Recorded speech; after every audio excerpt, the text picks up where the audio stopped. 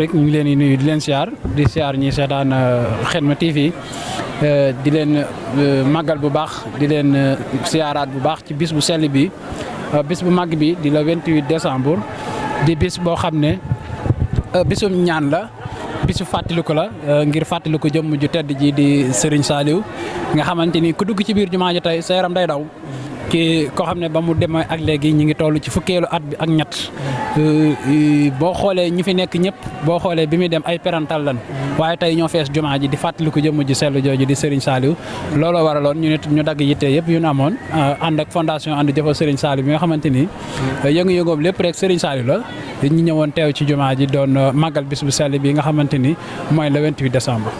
jërëjëf Serigne As ñu ngi lay jaajëfal bu baax a baax tey sa teewaay fii ci barabu Serigne Saliou ci jumaa ji rawatina nga ànd ak mbooloo mi nga xam ne moo di fondation ànd jëfal Serigne Saliou te bu ñu xoolee dañuy gis ay ndaw ëpp ci lan moo waral lépp lu jëm ci Serigne Saliou rek ay ndaw di ci ëpp.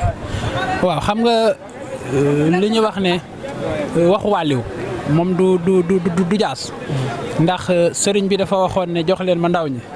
ma def ci ñoom la sëriñ Touba doon def ca mag ña doonte yeewu ma ko ma barkeeloo ko loolu nag mu waxoon moo ko wuy si tey ndax bi mu ko waxee jox nañ ko ay ndaw mu sanc ay daara fu mel ne Xelkom fukki daara ak juróom boole ci lu ci mel ne ay njurul ndookaar lagan ak yeneen daara yi nga xamante ni yëpp ñi ngi fi te bokkuñu ci biir Xelkom te daara yooyu yëpp foo ci dem rek ay ndaw moom moo fay nekk kon moom mi laajoon ndaw ñu jox ko ndaw ñi loolu moo waral tey ji lépp lu mën a xew ci àdduna rek fu ñu jëfale Serigne Saliou ay ndaw ñoo fay ëpp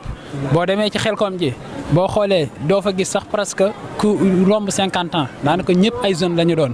woote boobu nag mu woote woon ne jox leen ma ndaw ñi ma def ci ñoom la Serigne Touba daan def ca mag ña woote boobu la ndaw ñi wuy si ba tax ne fépp fu ne waxi Serigne Saliou rek boo fa demee maanaam bu dee téeméeri nit jàppal ne ku fa romb 40 ans boo ko dee wàññi ñett lay doon wala ñeent du bari. jërëjëf Serigne Ass Bamba Sylla tey 28 décembre 2020 mbooloo mi ñëw rawatina fondation ànd jëfal Serigne Saliou yan kii